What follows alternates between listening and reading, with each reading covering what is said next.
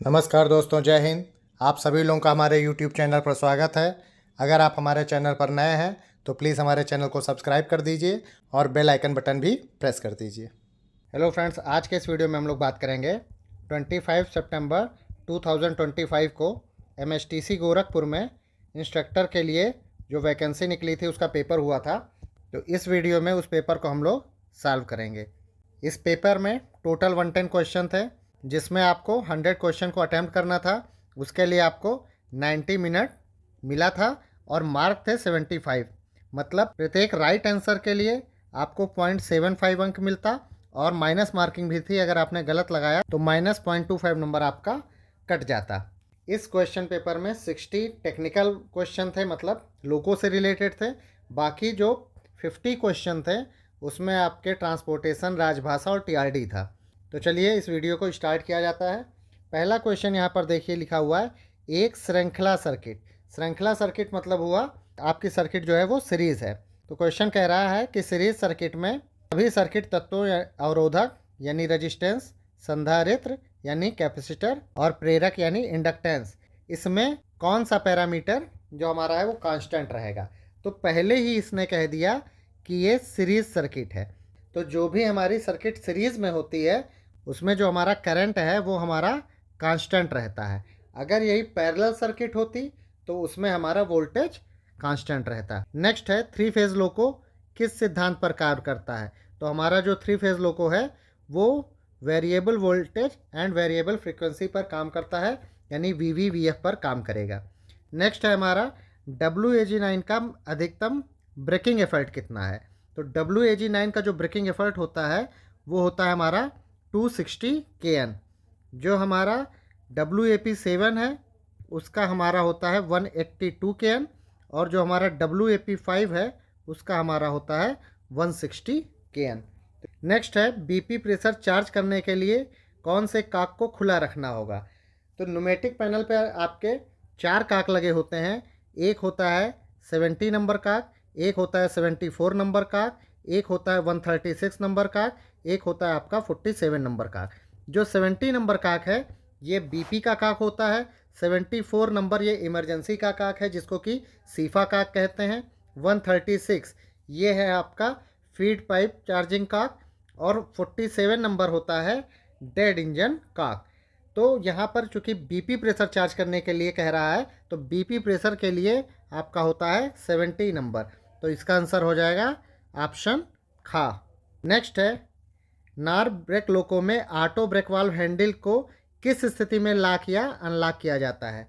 तो नार brake system यानी CCB ब्रेक सिस्टम है।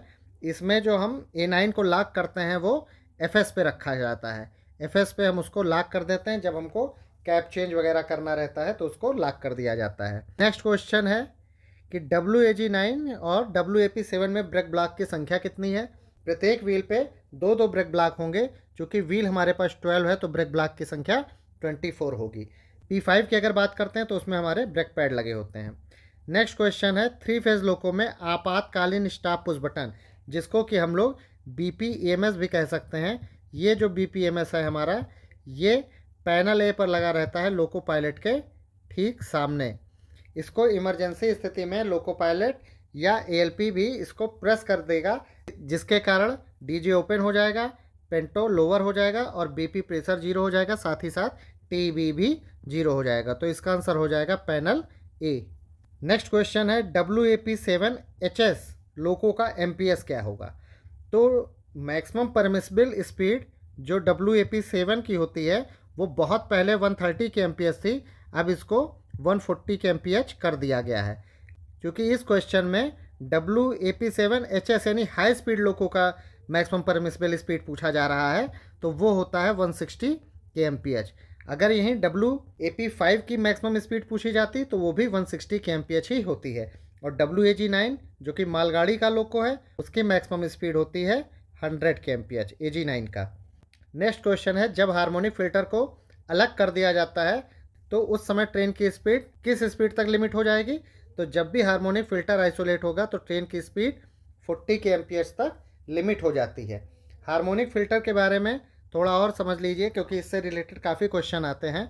जो हार्मोनिक फिल्टर का कॉन्टेक्टर होता है और जो कैपेसिटर होता है, ये दोनों चीज़ें हमारे मशीन रूम में FB क्यूबिकल में लगी होती है, जो कि मशीन रूम नंबर 2 में होता है। और जो इसका रेजिस्टेंस होता है हार्मोनिक फ़िल्टर का, वो कहाँ होगा? तो वो लोगों की छत पर लगा होता है। ये काफ़ी इम्पॉर्टेंट क्वेश्चन है। नेक्स्ट है 3 फेज़ लोको की ट्रैक्शन मोटर का मैक्सिमम वोल्टेज क्या होगा? तो ट्रैक्शन मोटर का मैक्सिमम जो वोल्टेज होता है वो 2180 वोल्ट होता है। जो SR को इनपुट मिलता है वो सिंगल फेज़ 1269 वोल्ट मिलता है, फिर वो DC लिंक में जाता है, प्योर DC बनता है, फिर वहाँ से वो DC 3 फेज़ AC में बन के ट्रैक्शन मोटर को मिल जाता है, जो कि मैक्सिमम 2180 वोल्ट होता है। नेक्स्ट क्वेश्चन है पेंटोग्राफ को ऊपर उठाने के लिए स्क्रीन पर कौन से नोड आने की जानकारी सुनिश्चित करनी चाहिए? तो FLG 504 जब ये नोड आता है तो हम पेंटोग्राफ को रेज करते हैं, और जब FLG 550 आ जाता है तो हम DJ क्लोज करते हैं, और जब FLG 570 आ जाता है, साथ ही साथ MR प्रेशर 6.4 kg/semi² से अधिक हो जाता है, तो हम रिवर्सर को डायरेक्शन देते हैं, और जब FLG 590 हो जाता है तो हम TEB हैंडल को आगे की तरफ बढ़ाते हैं, और जब FLG 596 हो जाता है तब हमारा TEB शो करने लगता है। नेक्स्ट क्वेश्चन है ट्रक नंबर 1 को अलग करने की प्रक्रिया क्या है? तो बोगी नंबर 1 अगर आइसोलेट करना है तो हम दो तरह से भी कर सकते हैं, 154 नंबर स्विच से, और MCB उसका लगा हुआ है 127.1/1 SR1 के लिए, यानी बोगी 1 के लिए, और 127/1/2 होता है SR2 के लिए।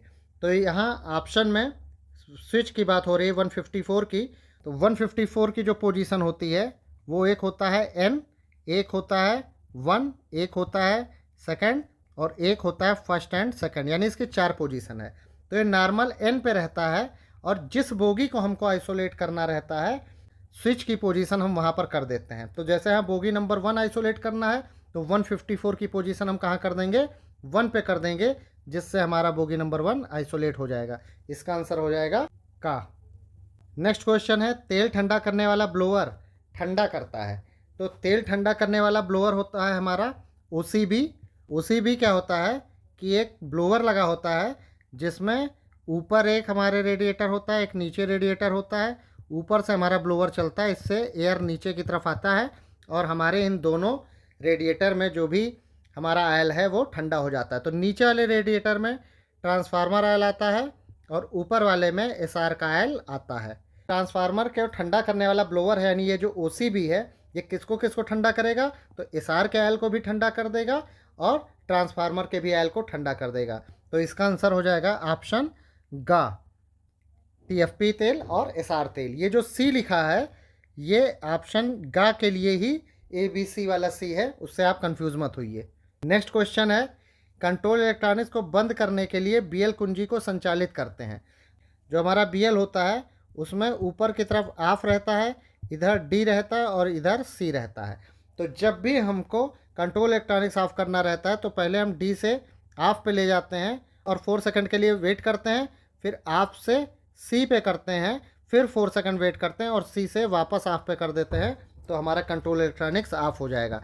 तो ऑप्शन का है D से ऑफ 4 सेकंड तक प्रतीक्षा करेंगे, ऑप्शन खा है ऑफ से C 4 सेकंड तक प्रतीक्षा करें, फिर C से ऑफ, और लास्ट है ऊपर सब, यानी ये सभी प्रक्रिया हमको करनी पड़ेगी। नेक्स्ट है SS18। ये सब सिस्टम किससे संबंधित है? सब सिस्टम पे हमने एक वीडियो बना रखा है, वहाँ पे डिटेल आप उसको देख सकते हैं कि SS1 किसका है, SS2 किसका है। टोटल जो 3 फेज़ में हमारे सब सिस्टम है वो टोटल 19 सब सिस्टम हमारे 3 फेज़ वाले लोगों में लगे हैं, और WAG12 की अगर बात करें तो उसमें टोटल 13 सब सिस्टम होते हैं। तो SS18 जो है हमारा 3 फेज़ में वो होता है FLG2 से रिलेटेड। ये फायर का जो है ये हमारा SS15 से है, मेमोटेल जो है हमारा वो SS16 से है, और ये जो FLG1 है ये हमारा SS17 से रिलेटेड है।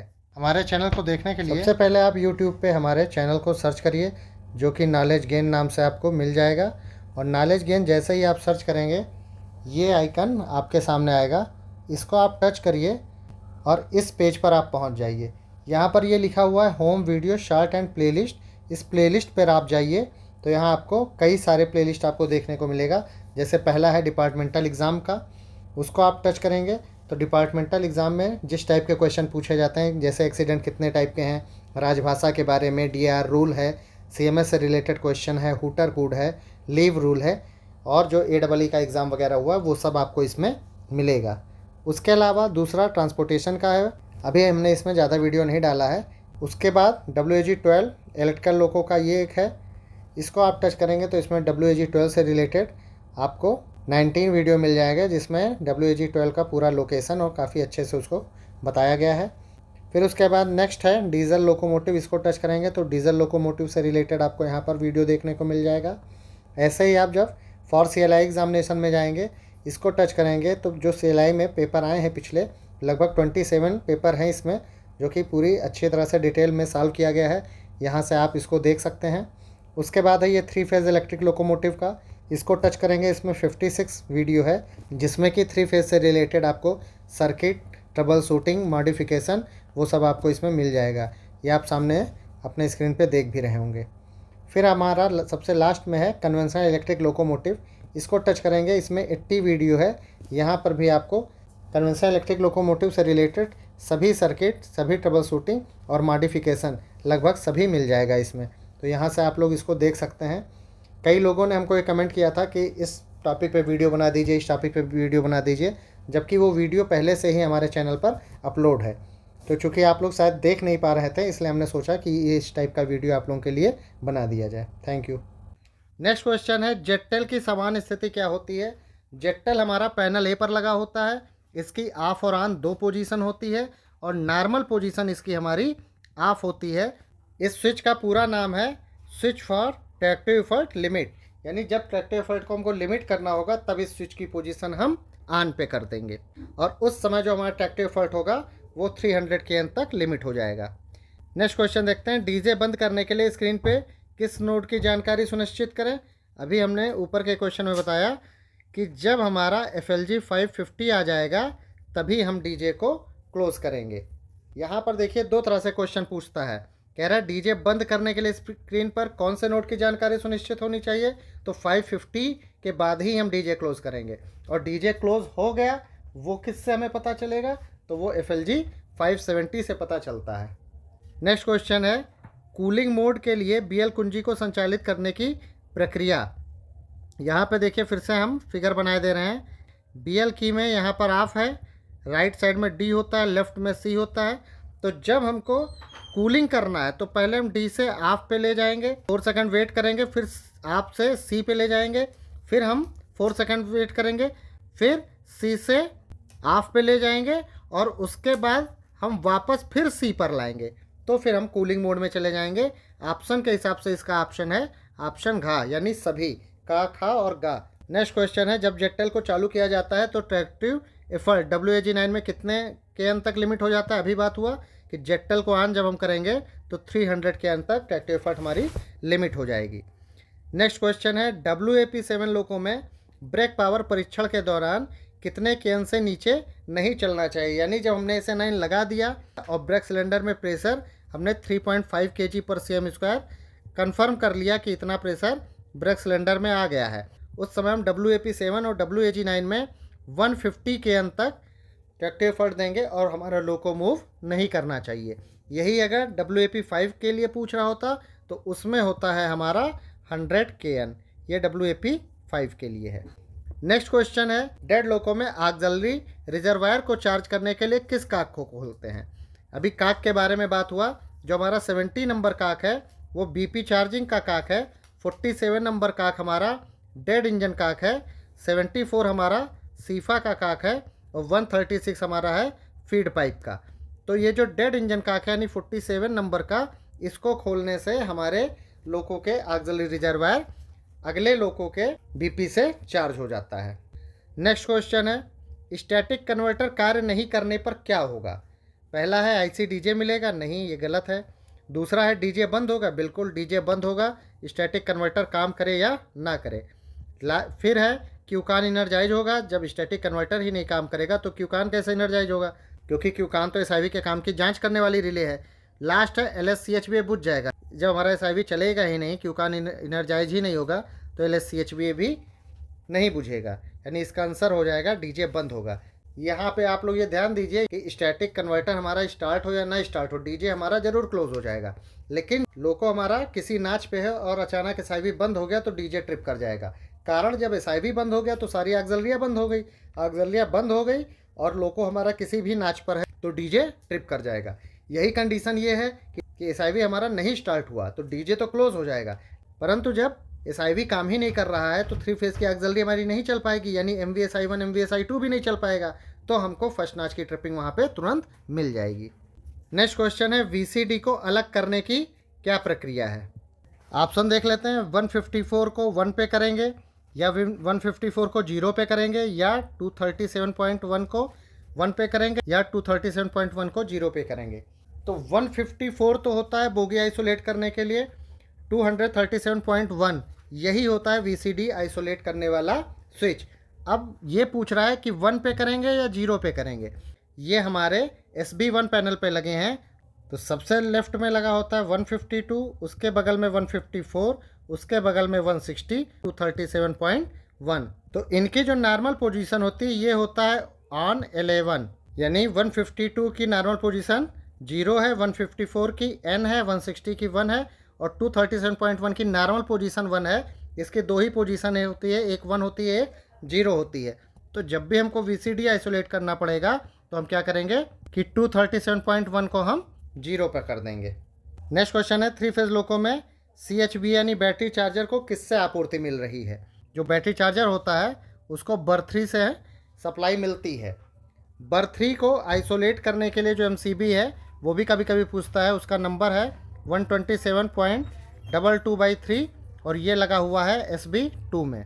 बर1 को आइसोलेट करने वाला 127.22/1 जो कि SB1 में लगा है, और बर2 की MCB होती है 127.22/2 और ये भी SB2 में लगी होती है। तो कभी कभी इनको बर को आइसोलेट करने वाले MCB नंबर भी पूछ लिया जाता है, ये भी आप लोग ध्यान रखिएगा। नेक्स्ट क्वेश्चन है 3 फेज लोको में यदि बैटरी वोल्टेज कितने वोल्ट से नीचे चला जाएगा तो लोको बंद हो जाएगा। तो बैटरी के बारे में आप लोगों को 3 वोल्टेज आपको याद रखना है। पहला है कि 30 सेकंड तक अगर बैटरी वोल्टेज 92 वोल्ट हो जाए तो उस समय प्रायोरिटी 2 का फॉल्ट आता है, जिसका कि नंबर होता है F0901P2। और जब हमारा बैटरी वोल्टेज 86 वोल्ट से कम हो जाएगा उस समय हमारे लोको में प्रायोरिटी 1 का फॉल्ट आ जाएगा, जिसका कि नंबर है F0902P1। और जब बैटरी वोल्टेज 82 वोल्ट से कम हो जाएगा उस समय भी प्रायोरिटी 1 का फॉल्ट आएगा, जिसका कि नंबर है F0901P1। और इस फॉल्ट कोड पे हमारा लोको शट डाउन हो जाएगा। तो यहाँ केवल बैटरी वोल्टेज पूछ रहा है कि कहाँ तक हो जाएगा, तो इसका आंसर हो जाएगा 82 वोल्ट। और अगर वो फॉल्ट कोड पूछता तो हो जाता हमारा F0901P1। नेक्स्ट है WAP5 का हार्स पावर कितना है। तो WAP5 का हार्स पावर होता है 5440 HP, और WAP7 और WAG9 इनका होता है हमारा 6120 HP। नेक्स्ट क्वेश्चन है QP रिले का उपयोग किसको पता लगाने के लिए किया जाता है। Q मतलब होती है रिले, O मतलब हुआ अर्थ फॉल्ट, P मतलब हुआ ट्रैक्शन पावर सर्किट। तो ये ट्रैक्शन पावर सर्किट की अर्थ फॉल्ट रिले है। तो ये ऑप्शन दिया हुआ है ऑप्शन गा में। बाकी ऑप्शन को भी देख लेते हैं। पहला है सहायक सर्किट में अर्थ फॉल्ट, इसको QOA कहा जाता है। दूसरा है ओवर करंट। अब ओवर करंट अगर फीडिंग सर्किट में है तो उसको QLM कहा जाएगा। अगर ओवर करंट ऑक्सिलरी सर्किट में है तो उसके लिए QLA है। अगर ओवर करंट हमारी ट्रैक्शन पावर सर्किट में है तो उसके लिए हमारी QRSI है। नेक्स्ट क्वेश्चन है आर्नो का प्रयोग किया जाता है। तो आर्नो हमारे कन्वेंशनल लोको में होता है और इसका यूज़ किया जाता है सिंगल फेज AC को 3 फेज AC में कन्वर्ट करने के लिए, क्योंकि हमारे कन्वेंशनल लोको में जो हमारी ऑक्सिलरियाँ लगी हैं वो हमारी 3 फेज AC से चलती हैं। कुछ लोको में आर्नो की जगह स्टैटिक कन्वर्टर का यूज़ किया जाता है, उसका भी यही काम है कि सिंगल फेज AC को 3 फेज AC में कन्वर्ट कर दे। पहला ऑप्शन था कूलिंग TM, ये MVMT होता है जो कि ट्रैक्शन मोटर को ठंडा करने के लिए हमारे लगाया जाता है। और TFP तेल को हमारे ठंडा करता है MVRH। और AC को DC में परिवर्तित करता है हमारा RSI ब्लॉक, और इसको स्मूथ करता है स्मूथिंग रिएक्टर। नेक्स्ट क्वेश्चन है, कन्वेंशनल इलेक्ट्रिक लोको में A9 के प्रयोग से ब्रेक सिलेंडर में मैक्सिमम वायुदाब कितना होगा। तो कन्वेंशनल इलेक्ट्रिक लोको में जो हमारा कोएक्शन प्रेशर होता है वो होता है हमारा 1.8 kg पर cm², जो कि इन चारों ऑप्शन में कहीं भी नहीं दिया हुआ है। अब अगर यही 3 फेज़ की बात होती AP7 और AG9 की, तो उसमें हमारा 2.5 हो जाता है AP7 और AG9 के लिए, और AP5 पूछता तो हमारा 5 kg पर cm² प्रेशर हो जाता। लेकिन चूंकि यहाँ कन्वेंशनल पूछा है तो उसका आंसर 1.8 kg पर cm² होगा। नेक्स्ट क्वेश्चन है, किसी लोको का मैक्सिमम ट्रैक्टिव एफर्ट क्या है। लोको द्वारा विकसित अधिकतम शक्ति, या लोको द्वारा 50 kmph पर विकसित अधिकतम टार्क, या बिना पहिया फिसले लोको द्वारा विकसित अधिकतम स्टार्टिंग टार्क। यही इसका आंसर सही हो जाएगा। तो इस तरह आज के इस वीडियो में हम लोगों ने इस पेपर के 30 क्वेश्चन को सॉल्व किया। बाकी के जो इसके 30 टेक्निकल क्वेश्चन हैं उसको हम लोग अगले पार्ट में सॉल्व करेंगे। मिलते हैं नेक्स्ट वीडियो में। Thank you.